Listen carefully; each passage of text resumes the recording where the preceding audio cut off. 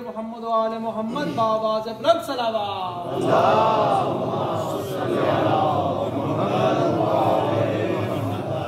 وعجل فرجهم. الفاتحة.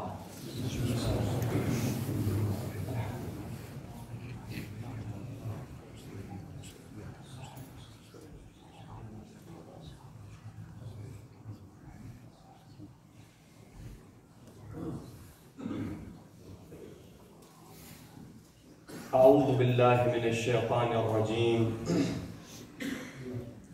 بسم الله الرحمن الرحيم. الحمد لله رب العالمين بارئ الخلائق أجمعين بائس الأنبياء والمرسلين ثم الصلاة والسلام والتحية والإكرام على الأفضل الموجودات العبد المؤيد الرسول المصدد المصطفى الأمجد والمحمود الأحمد سيدنا ونبينا وحبيب قلوبنا أبي القاسم محمد. اللهم صل على وآله الطيبين الطاهرين المعصومين المظلومين واللعنة الدائمة على أعدائهم والمنكر فضائلهم وغاسل حقوقهم أجمعين من الأولين والآخرين. آمين يا رب العالمين. فقد قال إمامنا علي بن الحسين زين العابدين صلوات الله وسلامه عليه. اللهم صل على محمد وآل محمد. أعطينا صدقا وفضلنا بسبع. أعطينا علم والحلم والسماحة والفصاحة والشجاعة والمحبة في قلوب المؤمنين.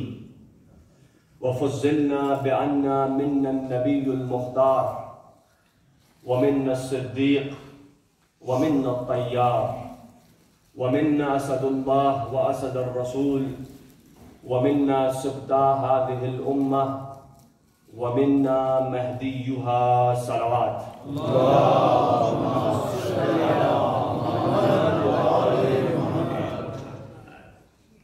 عزیزان محترم، روز چہلم روز اربعین ہے. دعا ہے پروردگار عالم سے، پروردگارہ اگلا سال ہمیں اربعین کربلا میں نصیب فرما. پروردگارہ اس سال تو ہمارے کربلا جانا نہ ہوا، لیکن ہر سال ہمیں زیارت حسین نصیب فرما.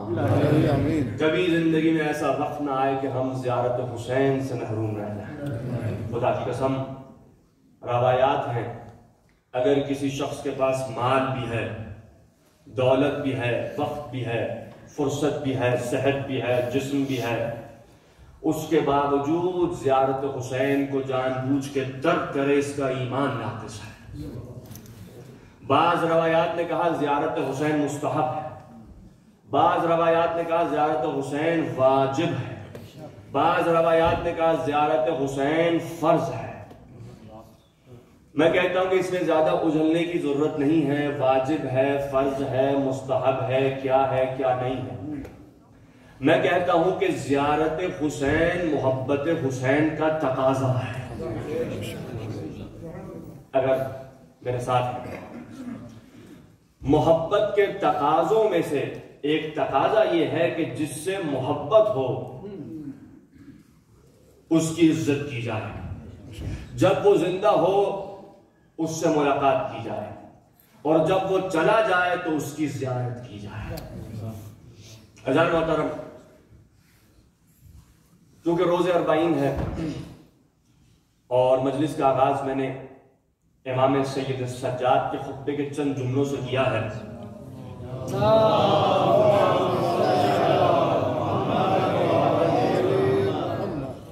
امام کے مشہور و معروف خطبے سے آغاز کیا ہے. بعض ایسے خطبے ہیں جو تاریخ میں بہت مشہور ہوئے، بہت شہرت ملی. خطبہ غدیر، رسول خدا کا خطبہ.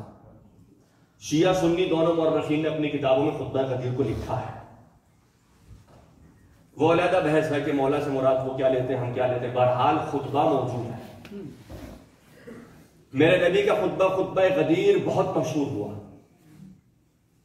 خطبہ شکشقیہ، علی بن ابی طالب کا خطبہ نمبر 3 نہج البلاغہ، بہت مشہور.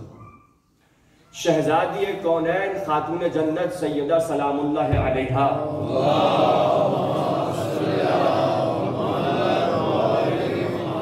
خطبۃ الفدقیہ بہت مشہور ہوا. اور جناب زینب کبریٰ کا خطبہ دربار یزید میں بہت شہرت میں. اسی طرح یہ خطبہ سید سجاد ہے، اور مولا نے اس خطبے میں اپنے فضائل پیش کیے ہیں. اللہ محترم، میرا یہاں بیٹھ کے فضائل پڑھنا بہت آسان ہے کیونکہ میرے سامنے سب عاشقان حسین بیٹھے ہیں. امام سجاد نے اس دربار میں فضائل پیش کیے اپنے بابا علی اور اپنے نانا رسول خدا کی، کہ جس دربار میں سب دشمن تھے. اور شام وہ وطن تھا، آپ کو یاد ہوگا کہ جس وطن میں سالہا امیر المومنین کی شان میں گستاخی ہوئی، علی المنابر منبروں سے امیر المومنین کی شان میں گستاخی ہوئی. علی بن ابی طالب کو گالیاں بکی گئی. اہل سنت کے علماء نے لکھا، بعض نے کہا 60 سال، بعض نے کہا 90 سال، بعض نے کہا 100 سال تک امیر المومنین کی شان میں حاکم شام نے یا گستاخی کہی یا کہلوائی اور کہنے کا حکم دیا گیا. یہاں تک کہ یہ سنت رائج ہو گئی تھی کہ ہر جمعے کے خطبے میں امیر المومنین کی شان میں گستاخی کی جائے. یعنی آپ تصور کیجئے 100 سال میں تو 2-3 نسلیں آرام سے بڑی ہو جاتی ہیں اور گزر بھی جاتی ہیں. نسل در نسل علی بن ابی طالب کی نفرت کو سکھایا گیا. اب یہ وہی دربار ہے. میرے مولا ایک مرتبہ دربار میں جب یہ اہل حرم کا لٹا ہوا قافلہ آیا، گرچہ مسائل ہے لیکن میں فضائل کے چند جملے آپ کی خدمت میں ہدیہ کرنا چاہتا ہوں. لیکن اس سے پہلے کہ جملے امام کے آپ کی خدمت میں پیش کروں، پس منظر کے 2 جملے. اب آپ تصور کیجئے، مورخین نے لکھا کہ 700 کرسیاں وہاں لگی تھی. اراکین دولت، بڑے بڑے سپہ سالار فوج، یزید کے جتنے بھی شانی حامی تھے، سب وہاں پہ بیٹھے ہیں. اور جب یہ قافلہ اندر آتا ہے تو یزید نے اس وقت کسی اپنے درباری ملا کہا کہ اس منبر پہ چڑھ جا اور علی بن ابی طالب کی شان میں گستاخی کر. توجہات ہیں میرے ساتھ؟ امیر المومنین کی علی بن ابی طالب کی شان میں گستاخی کر. یہ چڑھ گیا اور اس نے امیر المومنین کی شان میں گستاخی کی. اب جب یہ نیچے اترا تو امام سجاد نے کہا یزید سے، اے یزید، تیرے درباری ملا نے جو کہنا تھا کہہ دیا، اب اپنے درباریوں سے کہہ کہ میں کچھ کہنا چاہتا ہوں، سب مجھے سنیں. اگر توجہات میرے ساتھ موضوع ہے. لیکن یزید نہیں مانا. روایت ہے، آپ روایت جا کے پڑھیے گا، روایت ہے یزید نے منع کر دیا.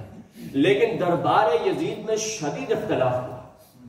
اراکین دولت بیٹھے، بعض نے ان کی کہا نہیں، یزید انہیں کلام کرنے کی اجازت دی جائے، ہم آپ کو سننا چاہتے ہیں، یہ کیا کہیں گے، یہ کیا کہہ سکتے ہیں، یہ کون ہے. اچھا، بعض تو جانتے تھے کہ یہ آل رسول ہے، بعض نہیں جانتے تھے. ان سے کہا گیا تھا کہ ایک باغی گروہ ہے، ان کو لایا گیا ہے. تو جب امام سجاد نے کہا کہ میں خطبہ دینا چاہتا ہوں، سب سے کہہ کہ مجھے سنیں، کہنے لگا نہیں، اجازت نہیں.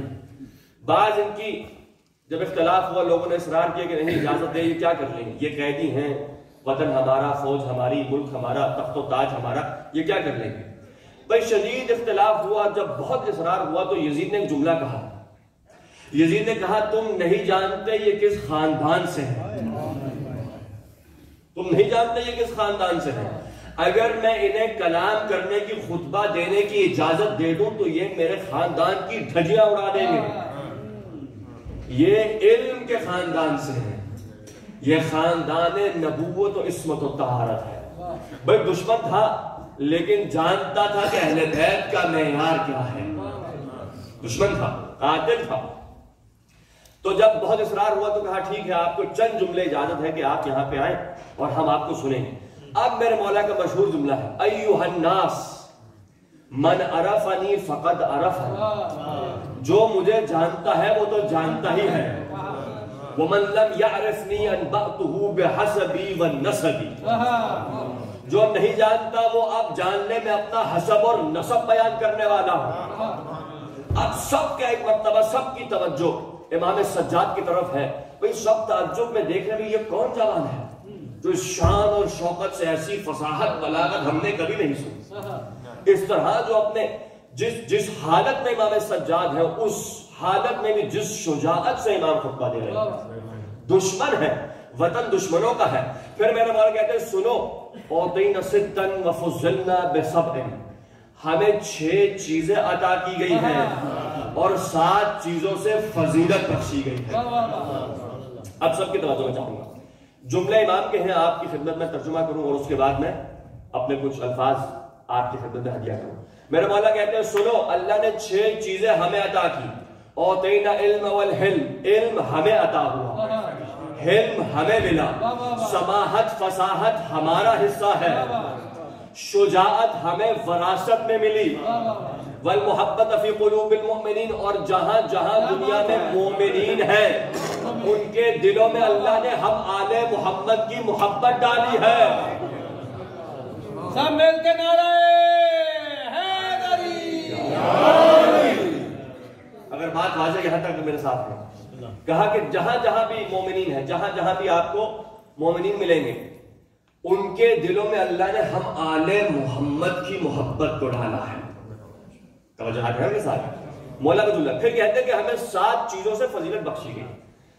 وَأَنَّ مِنَّا النَّبِيُّ الْمُخْتَارُ، یعنی سامنے بنی امیہ ہے اور یہاں بنی ہاشم۔ امام نے اپنا اور بنی امیہ کا فرق بیان کر دیا، خطبہ ہے امام کا، میرے جملے نہیں ہے۔ کہتے ہیں سنو، ہماری بنی ہاشم کی فضیلت یہ ہے کہ مِنَّا النَّبِيُّ الْمُخْتَارُ محمد، رسول ہمارے خاندان سے ہے، اللہ نے ہمارے خاندان سے رسول کو مبعوث کیا۔ پھر کہا وَمِنَّا الصِّدِّيقُ، صدیق اکبر علی ہمارے خاندان سے ہے۔ پتہ نہیں کہاں تک میری بات واضح ہے، رسول ہمارے خاندان سے ہے، صدیق اکبر علی ابن ابی طالب ہمارے خاندان سے ہے۔ خدا کی قسم میرے مولا اس دربار میں یہ جملے ادا کر رہے ہیں کہ جہاں پر یہ جملے ادا کرنا جرم کے مترادف ہے۔ صدیق ہمارے خاندان سے، پھر کہا تیار جعفر تیار ہمارے خاندان سے ہے، وہ جعفر تیار کے جس کے بارے میں رسول اکرم نے فرمایا کہ جعفر تیار کی شہادت کے بعد جب 2 بازو ان کے قلم ہوئے، جس طرح جناب عباس علمدار کے 2 بازو قلم ہوئے، اسی طرح جناب جعفر تیار کو اللہ پر عطا کرے گا کہ جنت میں ملائکہ کے ساتھ پرواز کریں گے۔ بہت مقام ہے حضرت جعفر تیار کا۔ آئے اہل بیت نے اپنے خطبوں میں حضرت جعفر تیار کو یاد کیا ہے اور فخر کیا ہے جعفر تیار ہم میں سے ہے۔ پھر میرے والا کہتے ہیں سنو، رسول کے 2 نواسے حسن و حسین بھی ہمارے خاندان سے، وَمِنَّا مَهْدِيُّهَا، اور جب آخر الزمان امام مہدی تشریف لائیں گے وہ بھی ہماری نسل سے ہوں گے۔ درود بھیجیے امام زمانہ کی ذات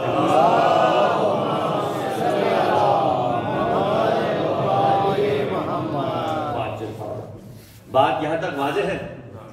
امام کے خطبے کی جو امام کے جو خطبے کا ترجمہ ہے وہ میں نے آپ کی خدمت میں عرض کیا۔ اب میں کچھ ان جملوں کو کھولنا چاہتا ہوں اگر آپ کی اجازت ہو، تاکہ کچھ حق ادا ہو جائے۔ گرچہ مجلس حسین کو پڑھنے کا حق ادا تو ہم جیسے نوکر کبھی بھی ادا نہیں کر سکتے، لیکن میں چاہتا ہوں کہ تھوڑا کھول کے آپ کی خدمت میں اسے بیان کیا جائے۔ غور سے سنیے گا، میرے مولا فرماتے ہیں کہ سن، علم، پہلا جملہ ہے علم ہمیں ملا۔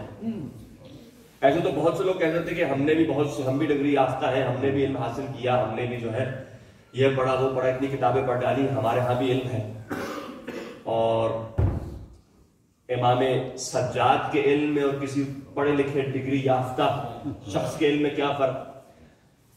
عزیز محترم، علم حقیقی وہاں ہے جہاں وحی نبوت ہو. یعنی امام یہ کہہ رہے ہیں کہ سنو، ہم اس گھرانے سے ہیں جس گھر میں وحی نازل ہوتی رہی، جہاں فرشتوں کی رفت و آمد رہی. میرے مولا کہتے ہیں سنو، ہمارے گھر میں فرشتوں کی رفت و آمد رہی، جبرائیل ہمارے گھر میں اترے، میکائیل ہمارا خدمت گزار، فطرس ہمارا آزاد کردہ. یعنی ہم وہ ہستیاں ہیں جن کا علم نبوت سے متصل ہے، ہمارا علم الہی سے متصل ہے. پھر میرے مولا کہتے ہیں سنو، فصاحت اور بلاغت میں ہمارا حصہ ہے. پھر جملہ ہنجے کرتا ہوں، جب شجاعت کا تذکرہ آیا تو گویا مولا نے یہ فرمایا کہ سنو، شجاعت ہمارے گھر کی کنیز ہے. مولا نے کہہ دیا شجاعت ہمارے گھر کی کنیز ہے، اور فرق بیان کر دیا، اے یزید میرا دادا وہ ہے کہ جب خیبر میں سب بھاگ رہے تھے الٹے پاؤں، مسلمان موجود تھے نا، جب سب بھاگ رہے تھے ایک علی ابن ابی طالب ڈٹا رہا، علم گاڑ کے کہا اے مرحبا اب تو بھاگ جا، میری ماں نے میرا نام حیدر رکھا ہے. سب مل کے نعرہ ہے توجہ، کیونکہ مرحب نے سن رکھا تھا، مرحب نے پیشن گوئی سن رکھی تھی، مجھے مارنے والا کوئی حیدر ہوگا. اس لیے میرے مولا جب خیبر میں آئے تو بس ایک جملہ کہا، جب اس نے کہا نا میری ماں نے میرا نام مرحب رکھا، تو میرے مولا نے کہا میری ماں نے میرا نام حیدر رکھا. بس اتنا سننا تھا کہ کانپنے لگا. اور وہی پیشن گوئی اسے یاد آئی جو اس کے یہود کے بڑے بڑے علماء نے کی تھی کہ تجھے مارنے والا کوئی حیدر کرار ہوگا، کوئی رجلن کرار ہوگا، غیر فرار ہوگا. اب میرے مولا اس طرح جملے ادا کر رہے ہیں. عزیز محترم، بنی امیہ کے دل میں ہمیشہ سے یہ حسد رہا تھا کہ کسی نہ کسی طریقے سے بنی ہاشم کو کم دکھایا جائے، ان کی فضیلت میں، ان کے مقام میں کمی جو ہے دکھائی جائے. اور جو احادیث ان کی شان میں وارد ہوئی ہیں وہی احادیث ہم اپنے لیے بھی گھڑ لیں، اپنے لیے بھی بنا لیں، بناوٹی حدیثیں. اسی لیے بنی امیہ کے دور میں بہت سی ایسی احادیثیں ہمیں ملی کہ جو بناوٹی، جعلی اور من گھڑت گھڑی حدیثیں ہیں. اور وہیں سے یہ حدیثیں آتی ہیں جناب ابو طالب سے متعلق، حضرت ابو طالب علیہ السلام کے ایمان سے متعلق، کہ جی کلمہ نہیں پڑھا تھا، آخر وقت میں والعیاذ باللہ اسی طرح چلے گئے. یہ انہی کی بنائی ہوئی حدیثیں ہیں. حضرات برا تو نہیں منا رہے بالبات، یہ باتیں یہاں نہیں ہوں گی تو پھر کہاں ہوں گی؟ یہ عزا خانہ سے جو شہداء ہے، اور اسی عزا خانے سے امام حسین اور آل حسین اور آل ابو طالب کا دفاع ہوگا. اور جس عزا خانے سے آل حسین اور آل ابو طالب کا دفاع نہ ہو تو اس عزا خانے کا نہ ہونا بہتر ہے. کیا بات ہے. درود بھیجے محمد و آل محمد پہ.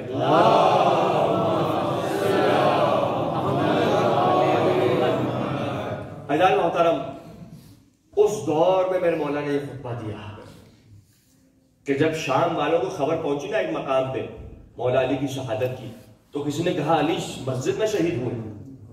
یعنی علی مسجد میں کیا کر رہے تھے؟ علی نماز میں شہید ہوئے. علی نماز میں کیا کر رہے تھے؟ یہ تو یہ جانتے تھے کہ علی والعیاذ باللہ بے نمازی ہیں والعیاذ باللہ. علی نماز، علی مسجد، علی محراب. اس دور میں امام نے بیان کر دیا کہ میں اس علی کا بیٹا ہوں جس نے قبلتین کی طرف نماز ادا کی. میں اس علی کا بیٹا ہوں جس نے 2 تلواروں کے ساتھ رسول کے شانہ بشانہ جہاد کیا. میں اس علی کا بیٹا ہوں جس نے رسول کے بستر پہ سو کے رسول کی جان بچا دی. میں اس علی کا بیٹا ہوں جسے اللہ نے اسد اللہ کہا، اسد الغالب کہا، غالب علی کل غالب کہا. میں اس علی ابن ابی طالب کا بیٹا ہوں جس نے رسول کے ساتھ ہجرتین کی، بیعتین کی، ایک حدیبیہ کے موقع پر، ایک فتح مکہ کے موقع پر. اس طرح پڑھتے گئے اور دنیا والے شامی سن رہے یہ کون ہے کون ہے کون ہے، سنتے گئے. پھر کہتے ہیں میرے نانا وہ ہیں جنہیں براق نے اٹھا کے معراج پر پہنچا دیا. میرے نانا وہ ہیں جو قاب قوسین اور ادنا کے مقام پہ فائز ہوئے. جہاں جبرائیل نہ جا سکا وہاں میرے نانا محمد مصطفیٰ نالین مبارک کے ساتھ چلے گئے. اس طرح فضائل بڑھتے چلے جا رہے ہیں. بھئی یہ تعجب ان کی حیرت کی انتہا نہیں تھی. یہ یزید نے کسے مارا ہے؟ یزید نے کسے قیدی بنا رکھا ہے؟ وہاں پہ دربار میں انقلاب آنے لگا. یزید سے برداشت نہ ہوا. ایک مرتبہ گھبرا گیا کہ میرے شامی کچھ کھڑے ہو گئے ہیں جن میں کچھ غیرت باقی تھی، شامی کھڑے ہو گئے ہیں. تو یزید سے برداشت نہ ہوا، اپنے مؤذنوں کو بلایا کہ مؤذن جا آذان دے، سید سجاد کا خطبہ ختم کر دے، ان کا کلام روک دے. مؤذن نے جب آذان دی، جملہ یہ کرنا، مؤذن نے جب آذان دی، مؤذن کا اللہ اکبر اللہ اکبر. امام سجاد نے کہا وحدہ لا شریک لہ. مؤذن کا اشہد ان لا الہ الا اللہ. میرے مولا نے کہا وحدہ لا شریک لہ هو الوحد والاحد. جب مؤذن نے کہا اشہد ان محمد رسول اللہ، اب مولا کو جلال آ گیا اور کہا اے یزید اب یہ بتا محمد تیرے جد ہے یا ہمارے جد ہے؟ محمد تیرے جد ہے یا ہمارے جد ہے؟ بھئی دربار تیرا ہے، فوج تیری ہے، محفل مجلس تیری ہے، ہر چیز تخت و تاج تیرا ہے، لیکن معجزہ الہی تو یہ ہے تیرے تخت و تاج تیرے وطن میں ہمارے جد محمد کا تذکرہ ہے. اب تو بتا کون جیتا، تو یا میرا بابا حسین؟ جب بھی اذان سنے یہ فتح حسین کا اعلان ہے. حسین آج بھی زندہ ہیں، حسین تب بھی زندہ تھے، قیامت تک کے لیے حسین زندہ رہے. حسینیت زندہ باد، حسینیت زندہ باد، یزیدیت مردہ باد، یزیدیت مردہ باد. مستودی محمد و آل محمد باواز بلند صلوات.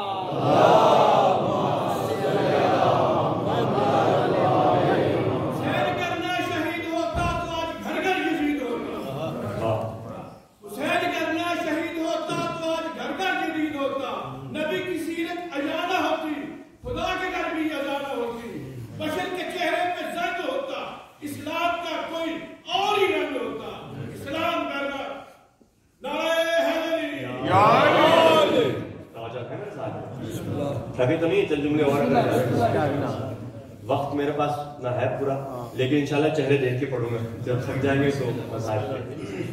عزیزان محترم، مختلف تاریخ اٹھا کے آپ دیکھیے، بزرگ تو جانتے ہیں، نوجوانوں سے تاریخ اٹھا کے دیکھیے، مختلف مقامات پر بنی امیہ نے ہمیشہ بنی ہاشم کا مقابلہ کیا. کبھی حاکم شام نے علی بن ابی طالب سے مقابلہ کیا، مفاخرہ کیا، مناظرت کی. کبھی حاکم شام نے علی بن ابی طالب کی شہادت کے بعد مولا حسن مجتبیٰ سے مقابلہ کیا. کبھی یزید ملعون نے میرے مولا امام علی مقام سے مقابلہ کیا کہ آپ یعنی یوں ان کے جملے ہیں، آپ بنی ہاشم اپنے آپ کو سمجھتے کیا ہیں؟ اور جب یہ قافلہ امام سجاد اور جناب زینب کبریٰ کا لٹا ہوا قافلہ جو دربار میں آیا نا، تو یزید نے جو کفر بکا اس وقت، اس میں سے ایک جملہ یہ تھا کہ یہ والعیاذ باللہ نعوذ باللہ بنی ہاشم نے ڈھونگ رچایا تھا حکومت کی خاطر. یہ اس کا کفر ہے. نہ کوئی وحی آئی، نہ کوئی جو ہے قرآن اترا، نہ ہی کوئی نبی آیا. یعنی ان تمام اشعار کے بعد بھی جو اہل سنت کے مورخین نے اپنے کتابوں میں لکھا ہے، ان تمام اشعار کو سامنے رکھتے ہوئے بھی اگر کوئی شخص یزید کو رضی اللہ کہے تو ہم تو اس شخص کو لعنت اللہ ہی کہیں گے. تو اہل سنت مورخین نے اپنے کتابوں میں لکھا ہے. ہماری کتابیں تو آپ چھوڑ دیں، ہماری کتابوں کو ویسے بھی کون مانتا ہے؟ توجہ ہے میرے ساتھ. یہ کفر تھا یزید کا. اس نے اعلان کر دیا اور کہا کہ اے کاش بدر و احد کے میرے باپ دادا آج زندہ ہوتے اور مجھے دیکھتے. آج میں نے بدر و احد کا انتقام لیا ہے اور میرے حق میں دعا کرتے ہیں یزید تیرے ہاتھ سلامت رہے، تو نے بہت اچھا کام کیا. تو اس وقت بیوی نے یزید کو بد دعا دی تھی. اور خدا کی قسم جو بھی حسین کے مقابلے میں آیا ہے نا، اس کا نام ہی گالی بن کے رہ گیا. کیا بات ہے، کیا بات ہے. خدا کی قسم اگر آپ کسی یزیدی کو بھی آج کہہ دیں نا دفع ہو جائے یزید کے بچے، وہی برا بنا جائے. بھائی پاکستان میں آپ دیکھ لیں جہاں جلوس ازا کی مخالفت کرنے والے، مجلسوں کی مخالفت کرنے والے، مجلسوں کو شرک سمجھنے والے اور سینہ تان کے جلوس کی مخالفت کرنے والے، ان کو بھی آپ کہنا یزید کے بچے برا بنا جاتے ہیں. جانتے ہیں کیوں؟ کیونکہ میرے مولا حسین کی عزت اور عظمت اتنی ہے کہ کیونکہ یزید نے حسین سے مقابلہ کیا، حسین نے یزید کا نام ہی گالی بنا دیا.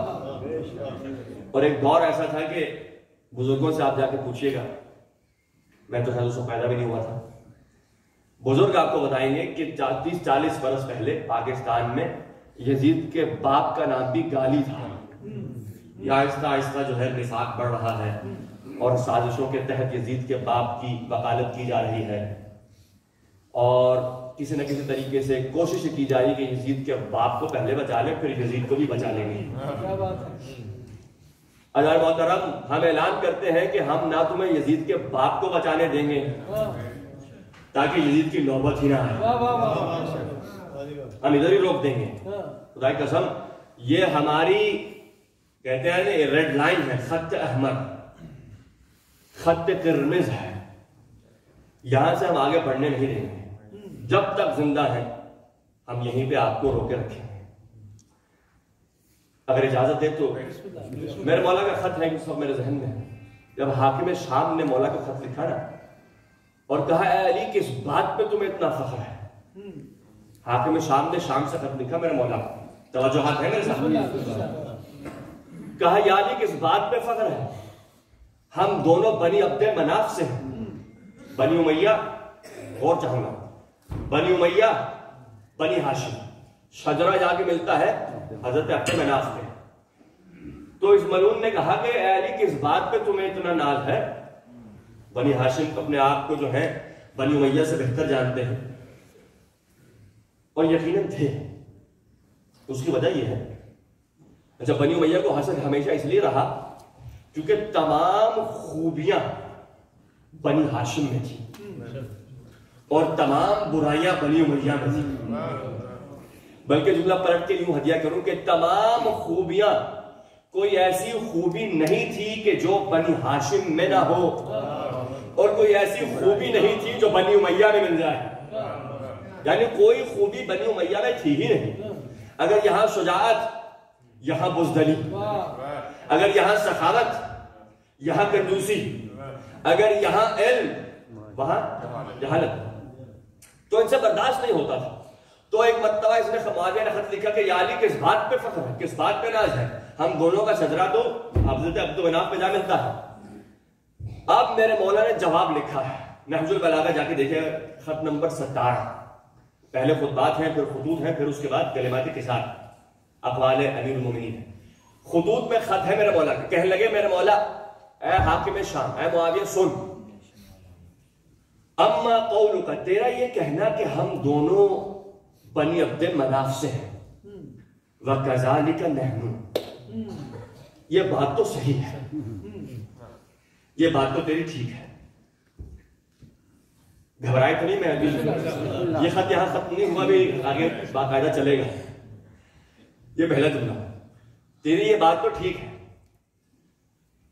لیکن سن، کیونکہ بنی حضرت عبد المطلب اور اس کا بیٹا جناب ہاشم اور یہاں پہ جناب عبد الشمس کا بیٹا تھا امیہ، اور یہاں سے یہ شجرہ ملعونہ چلا اور حضرت ہاشم سے یہ شجرہ طیبہ.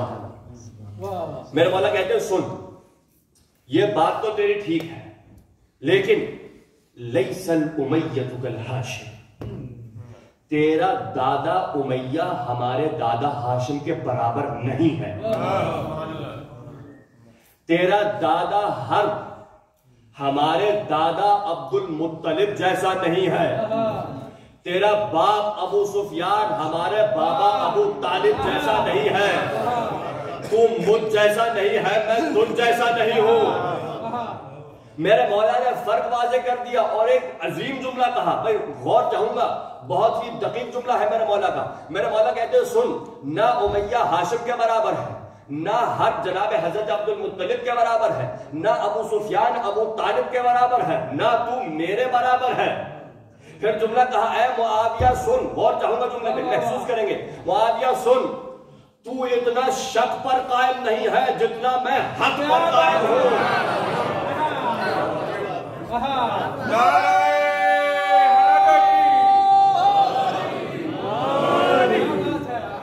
بہت دقیق جملہ ہے۔ میرے مولا کہ تو اتنا شک پر قائم نہیں ہے جتنا میں علی یقین پر فائز ہوں۔ تبھی میرے مولا کا جملہ ہے، خدا کی قسم نہج البلاغہ کا جملہ ہے، اگر تمام حجابات میری آنکھوں سے ہٹا دیے جائیں علی کے ایمان میں ذرہ برابر فرق نہیں آئے گا، کیونکہ جو کل ایمان ہوتا ہے اس کا ایمان اپنے اختتام پہ پہنچ جاتا ہے۔ تمام حجابات ہٹ بھی جائیں، کل ایمان کے ایمان میں فرق نہیں آتا۔ وہ اور ہوتے ہیں جو کل ایمان کے صدقے میں اپنا ایمان بڑھا لے اور کل ایمان کی نفرت میں نفاق اپنے دل میں لے آئے۔ میرے ایمان میں فرق نہیں آنے والا۔ پھر جملہ کہتے ہیں میرے مولا سن، اے شام والے، اے حاکم شام، تیرے شام والے جو تیرے شیعہ ہیں، کیونکہ اس دور میں یہ اصطلاح بہت چلی تھی، شیعہ تو علی و شیعہ تو معاویہ، بہت اصطلاح اس وقت جو ہے رائج ہوئی تھی، مشہور ہوئی تھی۔ میرے مولا کہتے ہیں سن، تیرے جو چاہنے والے ہیں، جو تیرے چہلے ہیں، وہ اتنا دنیا پہ نہیں مرتے جتنے میرے شیعہ آخرت پہ مرتے ہیں۔ بہت بڑا جملہ ہے، جتنے تیرے، کیونکہ دنیا پہ تو بہت مرنے والے مل جائیں گے، آخرت میں مرنے والے بہت کم ہیں۔ میرے مولا کہتے ہیں میرے چاہنے والے، میرے جو شیعہ عراق والے، تیرے شام والے میرے، کیونکہ مولا عراق کوفے میں تھے اور یہ شام میں تھا۔ تو میں آخری چند جملے اگر آپ کی اجازت ہو اسی موضوع سے بات کو میں آپ کی خدمت میں تمام کروں۔ اعزاز محترم، اہل سنت کی کچھ اقوال میں پڑھ رہا تھا جو ان کے بڑے بڑے علماء گزرے ہیں، بہت بڑا نام ہے علامہ مرحوم شبلی نعمانی، آپ سب نے سنا ہے، سب کے تعلق بڑے صغیر سے ہندوستان کے بہت بڑے اہل سنت کے عالم گزرے ہیں۔ اس دور میں کہ جب برٹش راج ہوا کرتا تھا، انگریز دور میں، بہت سی کتابیں انہوں نے لکھی۔ پھر شاہ محدث دہلوی بہت بڑا نام تھا، شیعوں کے خلاف کتابیں لکھی۔ بشیر یہ اپنا نعمانی، علامہ نعمانی شبلی نعمانی لکھتے ہیں 90 برس تک بنی امیہ کی حکومت رہی، سندھ سے لے کے جو آج پاکستان میں ہے، سندھ سے لے کے ایشیا، مشرق وسطی، middle east, Asia, middle east, north افریقہ، اسپین، سندھ سے لے کے اسپین تک، اندلس تک بنی امیہ کی حکومت رہی 90 سال تک۔ علامہ شبلی نعمانی لکھتے ہیں، ان کی تحریر موجود ہے، 90 سال تک بنی فاطمہ پر لعن طعن ہوتی ہے، آل فاطمہ اور علی اور اولاد علی کا جملہ ہے۔ اچھا، کسی اہل سنت نے اس بات کو رد نہیں کیا کہ حاکم شام نے مولا کی شان میں گستاخی کی؟ کسی نے رد نہیں کی۔ وہ اور بات ہے کہ کہتے ہیں کہ ہم ان پہ تبرہ کے قائل نہیں ہیں، ہم حاکم شام پہ تبرہ کے قائل نہیں ہیں، لیکن ہم مانتے ہیں، بھئی حیرت ہے مجھے بعض افراد کے حلوں پر، حاکم شام پہ ہم تبرہ کے قائل نہیں ہیں لیکن مانتے ہیں حاکم شام نے علی پہ تبرہ کیا۔ جو خلفاء اہل سنت کا عقیدہ ہے، مسلمہ عقیدہ ہے، اور یہ ان کے عقائد میں سے ہے۔ کیا ان کا عقیدہ؟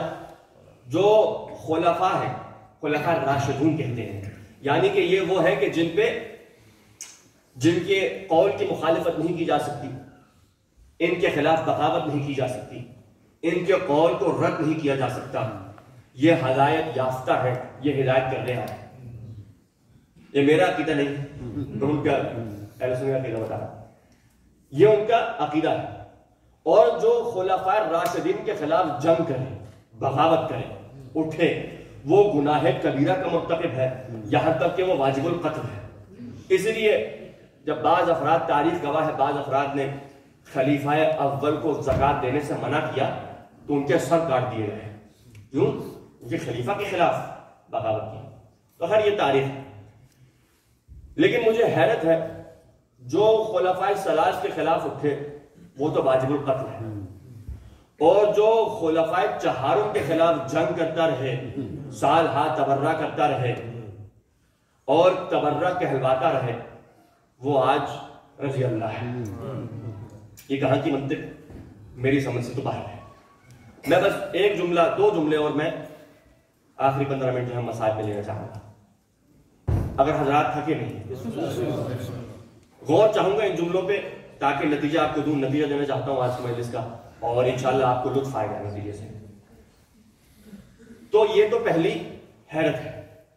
دوسری بات یہ ہے، وہ کہتے ہیں کہ ہم مانتے ہیں بہت ظلم ہوا مولا امیر المومنین پہ، ہم مانتے ہیں علی کی شان میں بہت گستاخی، ہم مانتے ہیں کہ علی ابن ابی طالب مظلوم ہے۔ وہ باتیں علی ابن ابی طالب سے متعلق کی گئیں جو کسی بھی خلفاء سے متعلق نہیں کی گئی۔ اگر اب یہاں تک آپ کے ذہن میں، محدث دہلوی پہ لکھتے ہیں، پہلے علامہ شبلی نعمانی، پھر آگا محدث دہلوی، علامہ محدث دہلوی، شاہ ولی اللہ محدث دہلوی۔ وہ کہتے ہیں کہ ہم بھی مانتے ہیں کہ حاکم شام نے مولا کی شان میں بہت گستاخی کی، لیکن، اور یہاں میں آپ کو لانا چاہتا ہوں، لیکن ہم ان پہ لعن کے قائل نہیں ہیں، یہ وہ کہتے ہیں۔ اب یہاں تک تو بات تمام ہوئی، اب میں نتیجہ دینا چاہتا ہوں، اگر میرے ساتھ ہے۔ عزیزان محترم، حدیثوں کو چھوڑ دیں، اقوال علماء کو بھی چھوڑ دیں، قرآن کی طرف آئے۔ قرآن پہ تو کوئی شک نہیں کرتا نا، حدیث کو تو شاید کوئی ضعیف کہہ کے ٹھکرا دے یا نہ مانے، ہماری کتابوں میں نہیں، تمہاری کتابوں میں، ہم تمہاری کتابوں کو نہیں مانتے، کچھ بھی کہہ دے، لیکن قرآن کی آیت پہ ہر مسلمان کا عقیدہ اور ایمان ہے، لفظ پہ حرف۔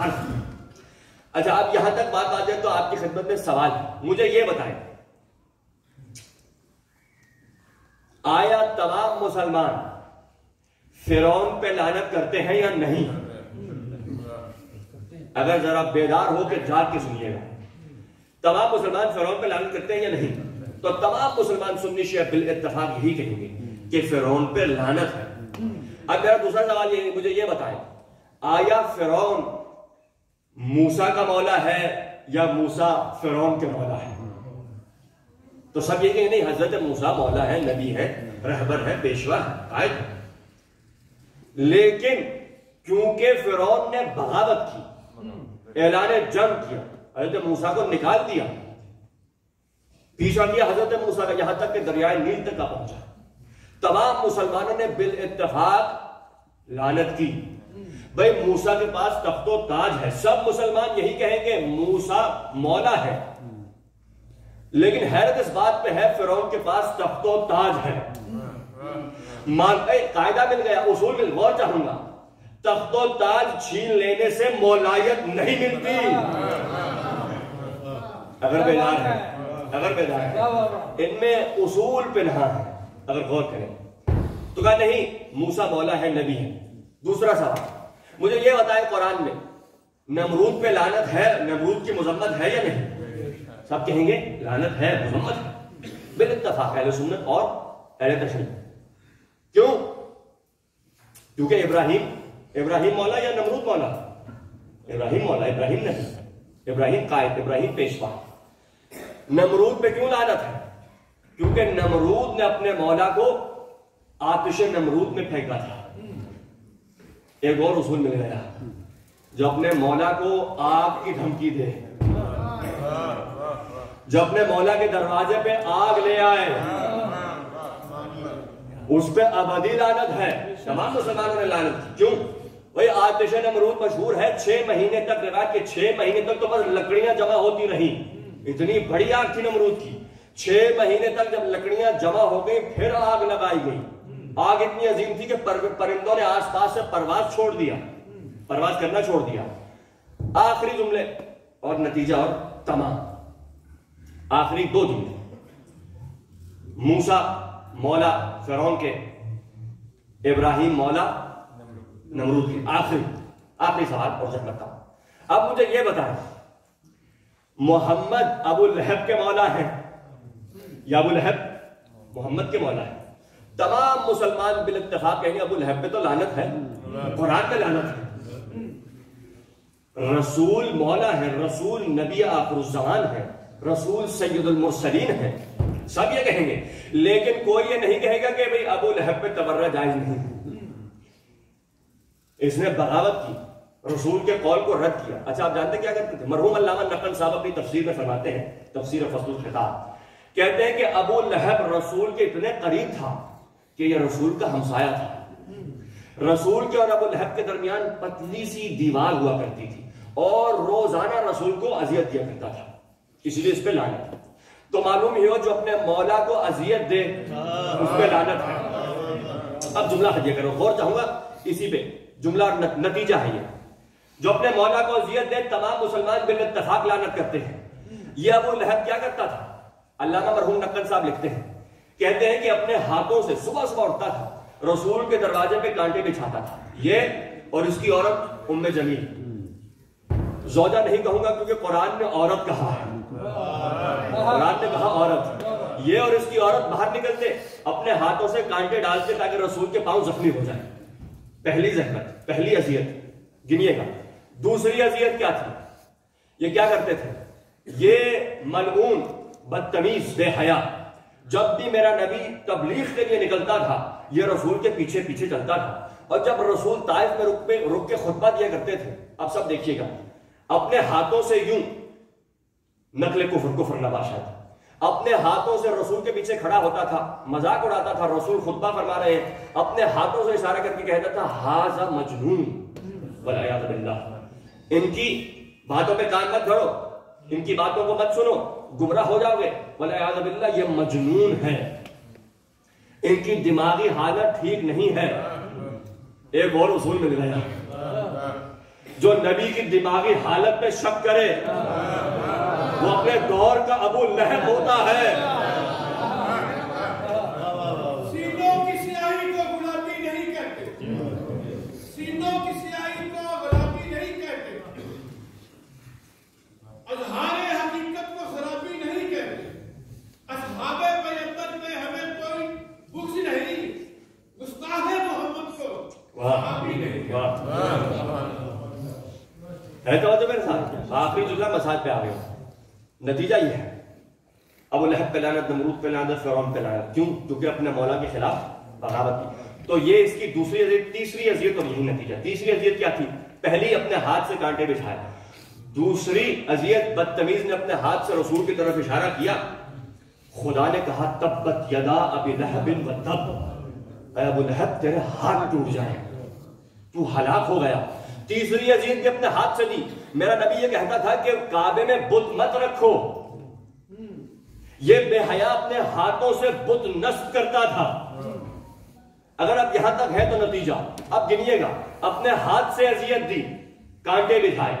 دوسری اذیت اپنے ہاتھ سے دی، ہاتھ سے اشارہ کیا اور کہا ھذا مجنون والعیاذ باللہ. تیسری اذیت میرے نبی نے کہا کعبے میں بت مت نصب کرو، کعبے میں بت مت رکھو. اپنے ہاتھوں سے بت نصب کرتا تھا. تو قاعدہ مل گیا، اصول مل گیا. اب ساری زحمت، ساری گفتگو کی زحمت اسی نتیجے پہ. قاعدہ اور اصول یہ ملا. اللہ نے کہا تبت یدا ابی لہب و تب، اے ابو لہب تو نے اپنے ہاتھ سے میرے محمد کو اذیت دی. محمد میرا نمائندہ ہے، محمد میرا نبی ہے. اصول یہ ملا، اللہ یہ کہہ رہا ہے کہ جو میرے محمد کو اپنے ہاتھ سے اذیت دے گا میں اس کے ہاتھ توڑ دوں گا. جو میرے محمد کو اپنے ہاتھ سے اذیت دے گا میں اس کے ہاتھ توڑ دوں گا. اور جو میرے علی کو اپنے منہ سے اذیت دے گا میں اس کا منہ توڑ دوں گا. اللہ نے قرآن میں اصول بتایا. بھائی اب کسی نے کہا کہ ہم حاکم شام پہ تبرہ نہیں کر سکتے کیونکہ ہمیں نہیں معلوم اس کی نیت کیا تھی. کوئی کسی کی نیت کو نہیں جانتا. میں کہوں گا یہ بات میری ٹھیک ہے، ہم اس کی نیت نہیں جانتے. ہم نہیں جانتے یہاں کیا ہے، ہم یہ تو جانتے ہیں اس کی زبان پہ کیا ہے. اور یہی کافی ہے. جو علی کا نہیں وہ ہمارا نہیں. جو علی کا ہے وہ جہاں بھی ہو، جس ملک، جس خطے، جس وطن میں ہو، گورا ہو کالا ہو، جس کے دل میں علی ولی اللہ ہے وہ ہمارا ہے.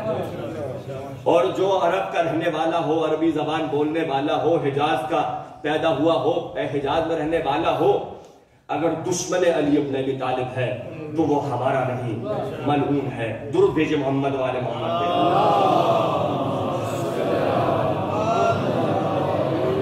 بس عزادارو وقت تمام ہو گیا.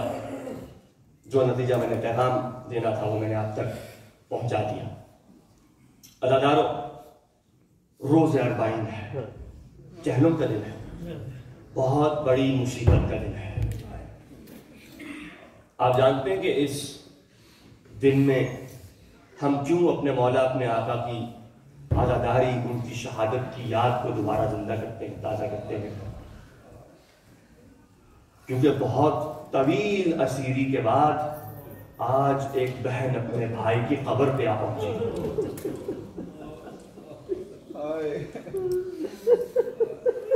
رونے کا دن ہے میرے عزیزوں،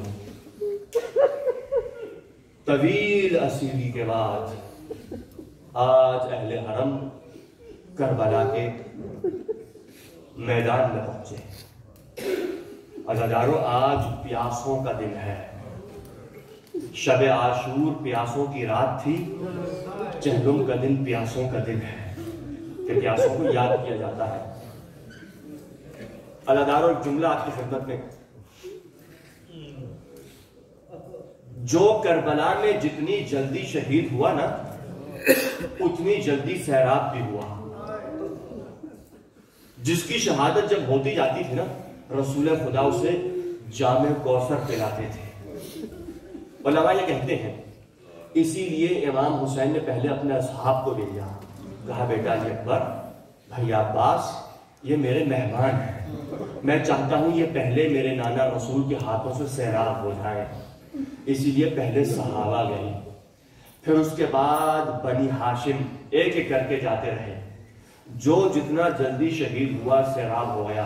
اسی لیے میرے مولا علی اکبر کا جملہ ہے نا، جب جناب علی اکبر گھوڑے سے گر رہے تھے، ایک جملہ کہا، بابا جان علیک منی سلام ھذا جد رسول اللہ، بابا جان میرا آخری سلام قبول کیجئے، یہ میرے جد رسول خدا آئے ہیں، میری دادی فاطمہ آئی ہے، اور مجھے ہاتھوں سے میرے دادا علی جام کوثر پلا رہے ہیں۔ میرے مولا حسین کو تسلی ہوگی، خدا کی قسم، باپ کے لیے بیٹے کی لاش پہ آنا بہت مشکل ہے، باپ کے لیے بیٹے کی لاش اٹھانا بہت مشکل ہے، اور اگر باپ کو معلوم ہو میرا جوان پیاسا ہے، شدید پیاسا ہے، میرا مولا علی اکبر جانتے تھے کہ حسین کے دل میں باپ کا دل ہے، حسین کو یہ تصور مارے جا رہا ہے کہ میرا بیٹا پیاسا ہے۔ اسی لیے علی اکبر نے مرتے وقت شہادت کے وقت یہ جملہ کہا، بابا جان اب راحت ہو جائے، میں نے پانی پی لیا، لیکن ہائے ہماری جان قربان میرے مولا حسین پہ، سب سے آخری شہید، سب سے زیادہ پیاسا فاطمہ کا لال۔ بھائی اس لیے جب بھی امام سجاد کو پانی دیا جاتا تھا نا کربلا کے بعد، امام سجاد بہت دیر تک اس پانی کو دیکھتے رہتے تھے، بہت دیر تک اس پانی کو دیکھتے رہتے تھے، اور آنکھوں سے آنسو جاری ہوتے تھے۔ کبھی پانی کو اٹھا کے ایک جملہ کہتے تھے، اے پانی، تیری وجہ سے میرا بابا مارا گیا، تیری وجہ سے میرا بھائی علی اکبر گھوڑے سے گرا، تیری وجہ سے میرا چچا عباس نہر کے کنارے، فرات کے کنارے شہید ہوا۔ اجرکم علی اللہ۔ بھئی رونے کا دن ہے، کچھ دن باقی ہیں، ایام عذاب بالکل اپنے اختتام کو ہیں، ختم ہو جائیں گے یہ ایام۔ اگلے سال پھر جسے اللہ زندگی دے وہی روگا، وہ روئے گا، مجلسوں میں آئے گا، شرکت عزاداری میں شرکت کرے گا۔ عزادارو، آخری گریہ سمجھ کے آپ گریہ کیجئے گا، خدا کوئی غم نہ دے سوائے غم حسین کا۔ عزادارو، جب ایک مرتبہ یہ قافلہ